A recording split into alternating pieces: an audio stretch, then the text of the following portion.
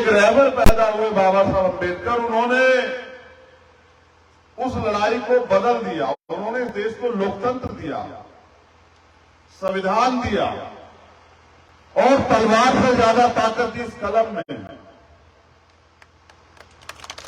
मैं आपसे तलवार की ताकत नहीं चाहता हूं, मैं आपको तलवार के रास्ते पे ले जाना भी नहीं चाहता हूं, वो अंत है। मैं आपको कलम के रास्ते पे खड़ा देखना चाहता हूं। मैं चाहता हूं आपके हाथ में कलम की ताकत हो। मेरी बहनें डॉक्टर, इंजीनियर, आईएएस, आईपीएस बने, उनके पास घर तक रोजगार आए, उनको स्वाभिमान सम्मान का जीवन मिले। मेरे भाई जो पढ़ लिख के बेरोजगार घूम रहे हैं, उनकी जेब में पैसा आए, उनको नौकरी मिले, उनको रोजगार व्यापार करने की छूट मिले, उनको साधन संसाधन मिले। हो सकता है मेरी बात आपको आज कड़वी लगे, लेकिन मैंने सुना है कि नीम कड़वा होता है लेकिन असरदार होता, फायदेमंद होता।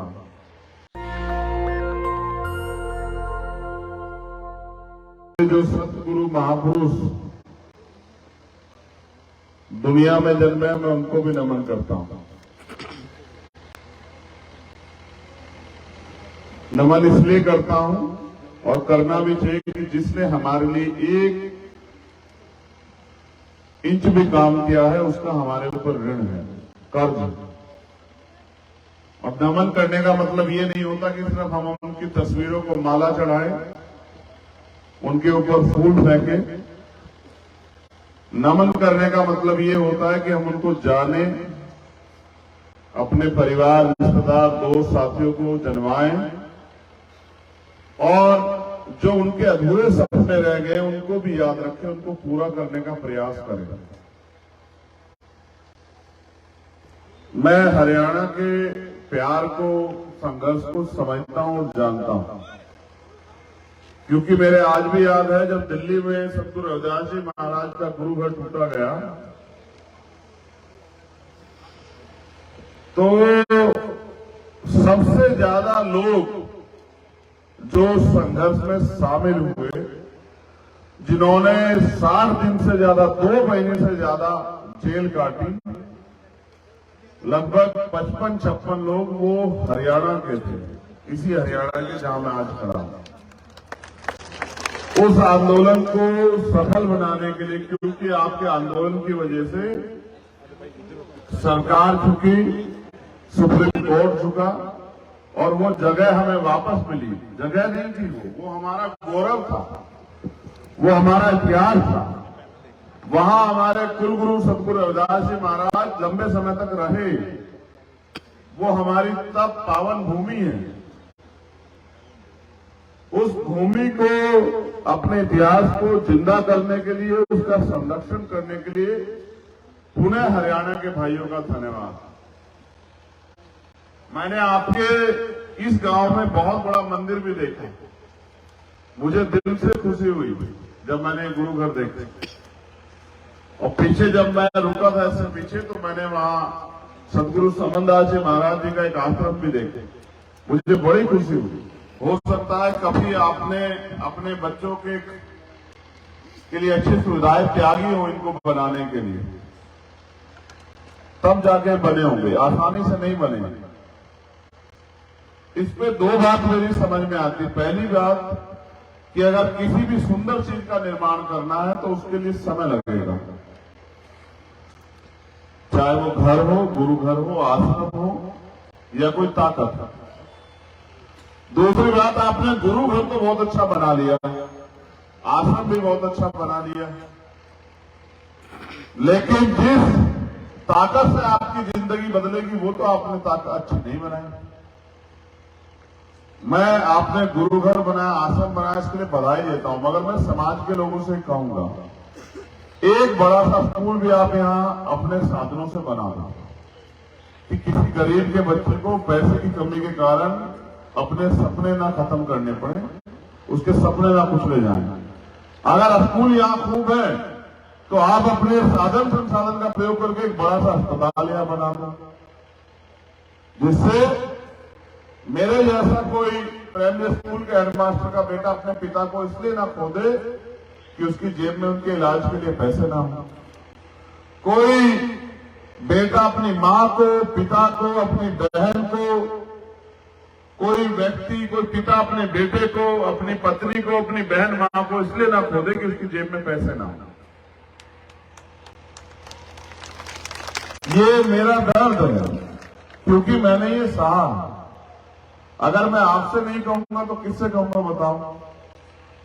क्या तो आप मुझे अप्लाई कर दो कि इसके लिए आपको किसी के आगे हाथ ना फैलाने पड़े, या आप इस लायक हो जाओ कि मेरी बात मान के ये बनाना शुरू कर दो।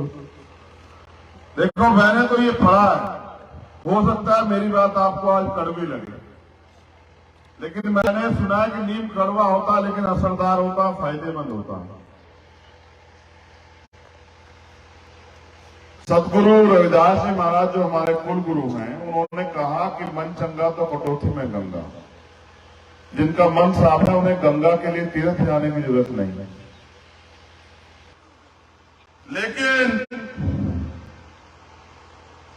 एक रहबर पैदा हुए बाबा साहब अम्बेडकर, उन्होंने उस लड़ाई को बदल दिया। उन्होंने इस देश को लोकतंत्र दिया, संविधान दिया, और तलवार से ज्यादा ताकत इस कलम में है। मैं आपसे तलवार की ताकत नहीं चाहता हूं, मैं आपको तलवार के रास्ते पे ले जाना भी नहीं चाहता हूं, वो अंत है। मैं आपको कलम के रास्ते पे खड़ा देखना चाहता हूं। मैं चाहता हूं आपके हाथ में कलम की ताकत हो। मेरी बहनें डॉक्टर, इंजीनियर, आईएएस, आईपीएस बने, उनके पास घर तक रोजगार आए, उनको स्वाभिमान सम्मान का जीवन मिले। मेरे भाई जो पढ़ लिख के बेरोजगार घूम रहे हैं, उनकी जेब में पैसा आए, उनको नौकरी मिले, उनको रोजगार, व्यापार करने की छूट मिले, उनको साधन संसाधन मिले। जिसके घर में, जिसके यहां घर नहीं उसको घर मिले, जिसके पास कपड़ा नहीं उसको कपड़ा मिले, जिसके पास रोजगार नहीं उसको रोजगार मिले, जिसके पास खाने के लिए अच्छा भोजन नहीं उसको भोजन मिले। और मैं आपको इतिहास के रूप में बता रहा हूं कि अब से लगभग 100 साल पहले बाबा साहब अम्बेडकर लड़े कि शोषित वर्ग के लोगों को उस तालाब से पानी पीने की छूट मिले जहां पशु पानी पी सकता है। हमने वहां से संघर्ष की शुरुआत की है। इस देश में वो व्यवस्था बनी जो व्यवस्था ये तय करके बैठी कि इस देश के बड़े तबके को, जिसको आज हम बहुजन समाज कहते हैं, जिसमें एससी, एसटी, ओबीसी और माइनॉरिटी के लोग आते हैं, उनको बुनियादी अधिकारों और सुविधाओं से वंचित रखा जाए। उनको धन रखने का अधिकार ना हो, उनको मकान बनाने का अधिकार ना हो, उनको संपत्ति अर्जित करने का अधिकार ना हो, उनको स्वाभिमान सम्मान के साथ जीने का अधिकार ना हो, उनको खुले आसमान में सांस लेने का अधिकार ना हो, और उनके सारे अधिकार बंद कर दिए गए। इसके लिए लड़े हमारे महापुरुष। जैसे आजादी की लड़ाई में कोतवाल धन सिंह भूजा ने 10 मई 1857 में मेरठ से शुरुआत की, माता दीन वाल्मीकि ने शुरुआत की। जैसे शहीद आजम सरदार भगत सिंह ने अपने प्राणों का बलिदान दिया। मैं अपने नौजवान साथियों को कहना चाहता हूं कि क्रांति खून मांगती है। हमें अपने महापुरुषों के आंदोलन को अपने खून से सींचना है। अगर हम उनके सच्चे बच्चे, अगर हमारा लव का के कथन इस आंदोलन में लग जाए और ये आंदोलन कामयाब हो जाए और इस देश में गैर बराबरी पर आधारित व्यवस्था खत्म हो जाए, इंसान को इंसान समझा जाए, उसके दुख को दुख समझा जाए, उसके साथ होने वाले अन्याय को रोक दिया जाए, तो हमें अपने लहू का आखिरी कतरा भी निछावर कर देना चाहिए अपने महापुरुषों के सम्मान के लिए। क्योंकि अगर हमारे महापुरुष देश में जन्मे ना होते तो आज एक प्राइमरी स्कूल के हेडमास्टर का बेटा यहां खड़ा होकर अपनी बात नहीं रख पाता। ये अधिकार नहीं था इस देश में, ये मिला है संविधान से। अगर आप कोई बहन, चाहे वो मुख्यमंत्री, प्रधानमंत्री, राष्ट्रपति बन जाती है, या वो सरपंच या प्रमुख जिला परिषद की मेंबर बनती है, जिला परिषद की अध्यक्ष बनती है, ये अधिकार आपको बाबा साहब अम्बेडकर के द्वारा संविधान में दिया गया। मेरे लोग, अगर न होता अधिकार तो कोई महिला, ये तो हरियाणा है, सबसे ज्यादा महिलाओं को अपमान का सामना हरियाणा में करना पड़ा। सबसे ज्यादा भ्रूण हत्या यहां हुई है। बेटी का पता लगते ही उसको मार दिया गया। आज वही हरियाणा, उसी हरियाणा की बेटियों में जन्मी गई बेटियों ने ऐलान किया वो दिल्ली की दिल्ली के तख्त पे बैठी है, वहां जंतर मंतर पे, और उन्हीं बेटियों ने देश का नाम रोशन किया दुनिया में जाके मेडल लाके। हमारे नौजवान फेल हो गए और देश की हरियाणा की इन बेटियों ने देश को गौरवान्वित करने का काम किया, हर एक व्यक्ति को। ये मैं इस बात का जिक्र इसलिए कर रहा हूं मेरे लोगों कि जब किसी को बहुत दबाया जाएगा तो वो ऐसे इस धरती का सीना फाड़ के निकल जाएगा। आपको अन्याय सहने के लिए मजबूर किया गया है, लेकिन अन्याय करने वाले से अन्याय सहने वाला ज्यादा दोषी होता है। आप चुप्पी मत रखो। अगर आप चुप रहोगे तो लोग आपको कीड़े मकोड़े समझ के कुचल देंगे। आपको एकजुट होना पड़ेगा। अगर इस देश में राजनीतिक शक्ति अपने हाथ में लेनी है, बाबा साहब अम्बेडकर मान्यवर काशीराम साहब का सपना पूरा करना, मान्यवर दीनदयाल वाल्मीकि का सपना पूरा करना है, तो अगर आपको बेगमपुरा राज लाना है तो बेगमपुरा राज वो लोग नहीं लाएंगे जो आपको इंसान भी नहीं समझते। आपको बेगमपुरा के लिए मेहनत खुद करनी पड़ेगी। और जिस कौम के पास राजनीतिक शक्ति नहीं होती है, अभी जान लो, उनका धर्म और कर्म सब फेल हो जाते हैं। मैं आपसे कह रहा था इस बात को, मेरे नौजवान साथियों को मैंने देखा, मैं नाराज हो रहा था कमल के ऊपर, हिमांशु जी के ऊपर, दोनों भाइयों के ऊपर नाराज हो रहा था कि देखो समय की कीमत को समझो। तुमने वहां से यहां तक मुझे 1 घंटा लगा दिया। रात के अंधेरे में हमारे नौजवान साथी नारे लगाते घूम रहे। मैं डरता हूं, मैं ताकतवर से नहीं डरता हूं, मैं डरता हूं आपको खोने से। आप गाड़ियों के ऊपर बैठे हो, आप बहुत तेज से मोटरसाइकिल चला रहे हो, आपने हेलमेट नहीं लगा रखा। मुझे तकलीफ हो रही है कि जिसको तैयार करने में उस मां ने अपना सब कुछ उछावर कर दिया, अपना पेट काट काट के इसको बड़ा किया, वो मरने के लिए घूम रहा है, गाड़ी की छत पे बैठा हुआ है, मोटरसाइकिल दौड़ा रहा है। मुझे डर पैदा होता है इस बात का। मैं नहीं बोलना चाहता कि एक व्यक्ति मेरे लिए कीमती है और कैसे तैयार होता है आपको एहसास नहीं है। जिस दिन बाप बनोगे पता लग जाएगा तुम लोगों को कि क्या क्या कीमत चुकाते हैं माँ बाप बच्चे के लिए। माँ खुद 9 महीने पेट में रखती है। ये तुम 1 किलो का पत्थर नहीं रख पाओगे, 4 किलो 5 किलो के बच्चे को रखती है माँ पेट में, और फिर खुद भूखी रहेगी, उसको उसके खाने की व्यवस्था करेगी पैदा होने के बाद, खुद सोएगी गीले में, रात को 3 बजे उठकर उसको उसका ध्यान रखेगी कि वो गीला तो नहीं, उसको सूखे में सुलाएगी। मैं अपनी जिंदगी के बारे में बताता हूं आपको। एक रात में मिशन का काम करके 2:30 बजे घर पहुंचा और थका हुआ था वो, और जाते ही बाहर एक खाट पड़ी थी, उस पर सो गया। थोड़ी देर बाद मुझे महसूस हुआ कि मेरे आसपास कोई है या मेरे आसपास किसने कुछ डाला है। और जब मेरी आंख खुली तो मैंने देखा कि मेरे ऊपर कपड़ा था, ओस पड़ रही थी, मुझे खबर नहीं थी, लेकिन मेरी माँ रात को 3 बजे जाग रही थी। उसको पता है कि उसका बेटा वहां सो रहा है ओस में, वो मेरे ऊपर कपड़ा गिरने आई अपनी नींद हो। कैसी होती है माँ, आपको एहसास नहीं है मेरे भाइयों। मैं आपको समझाना चाहता हूं कि आप कितनी बड़ी गलती कर रहे हो। बताओ, नारा लगाने से, मोटरसाइकिल रैली निकालने से, बताओ कैसे बदल जाएगी हमारी जिंदगी। मैं जो तुमसे मांग रहा हूं वो तो मुझे देना नहीं चाहता। हर लोग अपने आप को कामयाब करने के पीछे लग रहे हैं, हर लोग चाहते हैं उनके पास ताकत आ जाए, और तुम लोग सबसे ज्यादा चाहते हो, लेकिन मिलेगी कैसे मेरे भाई? क्या रात में ये रोड शो निकालने से मिल जाएगी, या गली गली मुझसे माथा टेकवा के खुद टेक के मिल जाएगी? बताओ। या अपनी जान को मोटरसाइकिल पे दांव पे लगा के मिल जाएगी? बताओ। या गाड़ी के ऊपर बैठ के मिल जाएगी? बताओ मेरे लोग। अगर मैं गलत हूं तो मुझे नकारो कि भाई आप गलत कह रहे हो, लेकिन मुझे बताओ कि जब तक आप अपने समाज को तैयार नहीं करोगे, भाईचारा नहीं बनाओगे, अपने समाज को 2 दुश्मन का एहसास नहीं कराओगे, अपनी बहन बेटियों में विश्वास पैदा नहीं करोगे, उनके बीच जाके जो संघर्ष चल रहा है उसको नहीं बताओगे, तो कैसे जुड़ेगा समाज? बताओ। मुझे 10 साल हो गए घर से लड़ाई को लड़ते हुए, 10 साल। 11 जनवरी 2013 को छोड़ा था मैंने सही मायने में घर।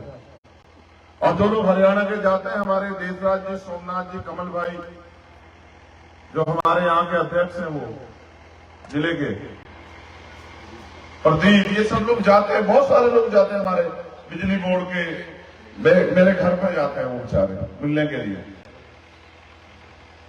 मैं चाहता था कि मैं जल्दी आपके बीच आ जाऊंगा, आपसे बहुत सारी बातें करूंगा।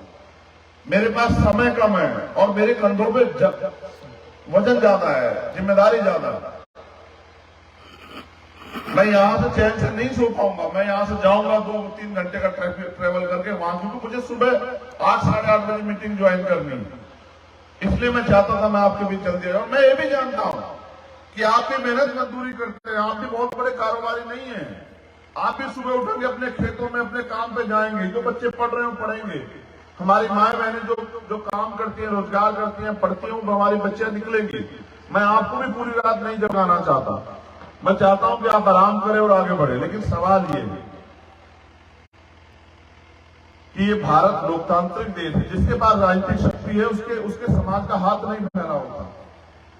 और जिनके पास ताकत नहीं है, जिनके पास राजनीतिक ताकत नहीं है, वो दर दर चौकते फिरते हैं अन्याय होने पे भी न्याय के लिए। आप एक मामला उठा के देखो पिछले 5-7 साल में जिसमें हम लोग इस लड़ाई में ना खड़े हों। चाहे वो 2 अप्रैल का मामला आपने देखा होगा, पूरे देश में 2 अप्रैल का आंदोलन, 17 लोग शहीद हुए। आप देखो कौन थे। चाहे वो सदगुरु रविदास जी महाराज के गुरु घर का मामला हुआ, उन्नाव का मामला हुआ, कानपुर का मामला हुआ, हाथरस का मामला हुआ, हिसार का मामला हुआ, किसानों का आंदोलन हुआ, सीए एनआरसी का आंदोलन हुआ। जब दिल्ली में एक 9 साल की हमारी बच्ची को उसके साथ अन्याय करके जला दिया गया, वो मामला हुआ। कभी ऐसा मौका नहीं दिया हमने कि आपके आंसू बहे हों और हम घर में चैन से पड़ के सोए, कभी नहीं दिया। और चुभने इतने लगाओ अमीरों को, ताकतवर लोगों को, उनको लगता है गरीब का बेटा आगे कैसे बढ़ रहा है, इतना चुभने लगाऊं। वो अपना काम नहीं करते, बस मुझे गाली देते रहते हैं, मेरे परिवार को, मेरी बहन को, मेरी मां को, मेरी पत्नी को, मेरे बच्चों को, सबको गाली देते रहते हैं। इससे क्या फर्क पड़ेगा? मैं तो समाज का परिवार मानता हूं। जो घर में आपको जो गाली देते हैं, उनके घर में जो बहन है वो भी मेरी बहन है। उनको इसलिए चुभ रहा, उनको लगता है कि अगर ये खड़ा होगा तो अपने लोगों की जिंदगी बदल देगा। बस आप जो वो गुलामी बेबसी की जिंदगी काट रहे हैं, वो जिंदगी खत्म हो जाएगी, इसलिए करते हैं वो लोग। वो आपको कीड़े मोड़ों को बन रहने देना चाहते हैं। उनको पता है जिस दिन आप संपन्न हो जाओगे, आप नहीं जाओगे किसी के दरवाजे पर मांगने के लिए कुछ, और नहीं कर पाए कोई आपके साथ अत्याचार, तुम जाते। वो इस बात को जानते हैं, इसलिए वो चाहते हैं कि आप अपने पैरों में ना खड़े हो पाए। आप अपने मन से पूछो, जितने भाई यहां बैठे हैं, इस सरकार ने रोजगार दिया आपको? कितने ऐसे भाई होंगे जो पढ़ लिख के बेरोजगार घूम रहे होंगे? और कुछ दिनों बाद आपकी एज खत्म हो जाएगी, क्या करोगे? जो चीज आप अपनी शक्ति बना के अपने समाज को, हर व्यक्ति को दे सकते हो, उसके लिए क्यों किसी के आगे हाथ फैला रहे हो? ये उठो, तुम बाबा साहब अम्बेडकर के बच्चे हो, तुम आने वाले काशीराम साहब के बच्चे हो, तुम सदगुरु रविदास जी महाराज, भगवान वाल्मीकि महाराज के बच्चे हो, गुरु नानक देव, संत कबीर के बच्चे हो, तुम सम्राट नहीं फौज के बच्चे, उठो। तुम एपीजे अब्दुल कलाम के बच्चे, उठो और जाओ, मैदान में निकलो और लोगों को तैयार करो, अपनी ताकत बनाओ। जब दूसरे कर सकते, आप क्यों नहीं कर सकते? बताओ, आप में क्या कमी है? और जिनके अंदर देखो, जिनकी ताकत नहीं होती, राजनीतिक ताकत, मैं बताता हूं तुम्हें वो नासिर और जुनैद याद है, जो हमारे मुस्लिम समाज के लोग बैठे हैं, और हरियाणा राजस्थान से उठा के लाए, और क्या अन्याय नहीं, 60 बच्चों ने उनको मारा गया। और जब मरने की हालत में आ गए और पुलिस ने मना कर दिया कि हम रखते, तो उनको जिंदा जला दिया गया। तुम्हारी रूह नहीं काफी? तुम्हें महसूस नहीं हुआ कि तुम कितने कमजोर हो इस प्रदेश में? और कौन लड़ सकता है तुम्हारा लड़ाई? तुम्हें एहसास नहीं है? उनके भरोसे लड़ रहे जो अपनी जान नहीं बचा सकते।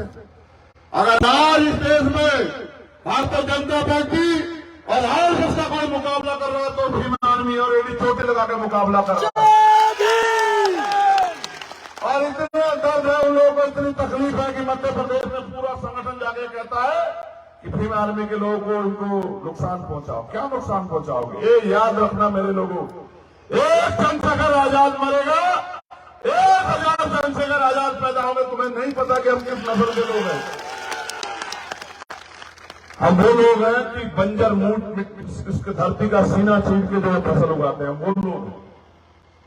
हम किसान कमेरे लोग हैं, हम कोई कमजोर लोग थोड़ा ही। मैं तो आपसे कहने आया, मेरी माए बहनें बैठी हैं, आपने सबको विश्वास किया। बताओ आपके हिस्से में क्या है? अगर आप काम नहीं करोगे तो अपना घर के लिए तैयारी नहीं करोगे तो बताओ, आपको कोई चुनाव के बाद भी पूछने आता है क्या? बताओ, कोई चुनाव के बाद आपसे पूछने आओ कि रोटी है क्या घर में, कपड़े हैं क्या घर में? कभी पूछने आओ तो मुझे खड़ी होकर बताओ मेरी बहनों माओ। उनका आपसे सिर्फ एक रिश्ता है, जब क्योंकि ये वोट है आपके पास, ये करोड़ों रुपए से महंगे, उनको इसको चाहिए। जिस दिन वोट आपने दे दी उनका मतलब खत्म है। और ये वो लोग हैं जो मैंने तैयार किए, बिना स्वार्थ के लड़ रहे हैं आपके लिए। अगर ऐसे लोग ताकतवर यहां हरियाणा में होंगे तो आप बताओ मेरे भाइयों कि ये आपके लिए काम नहीं करेंगे क्या? बताओ। आपने यहां सत्संग का आयोजन किया, जाति तोड़ो समाज तोड़ो, और वही सत्संग जी जहां से चला, सतगुरु रविदास जी महाराज कह रहे हैं कि बेगमपुरा राज लाओ। कैसे आएगा बेगमपुरा राज जब बेगमपुरा राज लाने वाले उस विचार के लोग नहीं खपेंगे उस बुनियाद में? ये जो नौजवान हमारे भाई बैठे हैं, मैं आपसे कहना चाहता हूं, बताओ कोई आया चुनाव के बाद आपकी बस्ती में कि तुझे रोजगार मिलता है नहीं मिलता? बताओ, मुझे गलत साबित करो मेरे भाइयों। कोई आया तुम्हारी बस्ती में पूछने कि तुम्हारे घर में आता है या नहीं? ये बताओ। किसने पूछा तुम्हारी जेब में पैसे हैं नहीं? ये पूछा तो बताओ। तो बस उन्हीं के भरोसे रहना चाहते हो? अपनी ताकत बनाओ, ये कुचल देंगे लोग तुम्हें अगर तुमने अपनी ताकत नहीं बनाई। और अपने घरों का हाल देखो, अगर तुम मेहनत मजदूरी नहीं करोगे तो रोटी नहीं मिलेगी तुम्हें शाम के टाइम मेरे भाई। भारतीय संविधान में आपसे जो बात कर रहा हूं उसको गांठ मान लेना। भारतीय संविधान हर व्यक्ति को रोटी, कपड़ा, मकान गारंटी देता है, और सरकार जो देती है वो कोई एहसान नहीं करती, हमारे पैसे को हमें वापस करती है। किसी दिन फुर्सत में तुम्हें समझाऊंगा कि देश के लोकतंत्र में कितनी शक्ति है। इतनी शक्ति है देश के संविधान में कि आपका भाई प्राइम मिनिस्टर से आंख मिला के सवाल पूछ सकता है। ये ताकत दी है भारतीय संविधान ने। आप अपनी ताकत नहीं समझ रहे हो, आप बनाते हो जो भी बनता है। इसलिए अगर जब आप दूसरों को बना सकते हो तो खुद को बनाओ, अपने बीच के लोगों को बनाओ, गरीबों को बनाओ, मेहनत करने वाले ईमानदार लोगों को बनाओ, उनके साथ खड़े होकर उनको ताकत दो, जिससे कल आपकी ताकत बने। आप बहुत मेहनत करते हो, मैं आपका दिल से शुक्रिया अदा करता हूं, धन्यवाद करता हूं, लेकिन इससे काम नहीं चलेगा। रोड शो निकालने से, नारा लगाने से काम नहीं चलेगा। आपको इस रोड शो को गांव में ले जाना पड़ेगा और मीटिंग करके लोगों को समझाना पड़ेगा कि भैया बहुत हो गया है। आजादी को आजाद हुए में 75 साल के लगभग हो गए हैं। भारत में संविधान आए 70 साल के लगभग होने जा रहे हैं। अब हम नहीं किसी के भरोसे रहेंगे, अब हम अपनी ताकत बनाएंगे, अब हम खड़े होंगे अपने पैरों पर। जिस रोजगार के लिए सरकार से उम्मीद करते हो, अपनी ताकत तो बनाओ, वो रोजगार आप देने वाले बन जाओगे। जो कर्मचारियों की समस्या, पुरानी पेंशन की, आप ताकत तो बनाओ, हम पहले दिन लागू करा देंगे। आप अपने हाथ में ताकत लो। जब कलम की ताकत अपने आपके हाथ में होगी तो आपके खिलाफ नहीं चलेगी कभी। इसलिए मैं बहुत बहुत धन्यवाद करता हूं। मैं तो ऐसा ही सत्संग करता हूं भाई, मेरे पास दूसरा सत्संग नहीं आता। दूसरे वाले तो धार्मिक हमारे भाई करते हैं सत्संग, मैं तो यही सत्संग करता हूं क्योंकि मुझे पता है कि जब ये सत्संग घर घर में जाएगा और मेरी बहनें, मेरी माएं, मेरे छोटे भाई, मेरे बड़े भाई, हमारे बुजुर्ग मिलकर इस ताकत को बनाने के लिए निकलेंगे, तो मैं फिर कहता हूं चंगा तो कठौती में गंगा रह जाए। ठीक है, वरना आने वाला समय कुछ ऐसा है, आज जो सरकार बैठी है सत्ता में, कि वो आपसे बोलने का अधिकार भी छीन लेगी, वो आपसे सम्मान से खड़े होने का अधिकार भी छीन लेगी। फिर करोगे क्या बचेगा आपको? कुछ भी तो नहीं, जब सब लूट जाएगा। आपने देखा जिसका सब कुछ लूट जाए वो कैसे सर पे आ सकता है? ऐसे उस दिन का इंतजार कर रहे हो? मेरे सर पे तो दस्तार बनी हुई है, मैं तो इस दस्तार की इज्जत समझता हूं। मेरी दस्तार तो मेरी माएं बहनें हैं। इनकी तरफ उठने वाली हर आंख के खिलाफ खड़ा है चंद्रशेखर आजाद, कि अगर इनकी तरफ कोई आंख उठाएगा तो उसको पहले मुझसे निपटना पड़ेगा। मेरी दस्तार तो यही है, मेरी दस्तार तो ये मेरे बड़ों की पगड़ी है, जो यहां बैठे हैं रात को 12 बजे मुझे सुनने के लिए,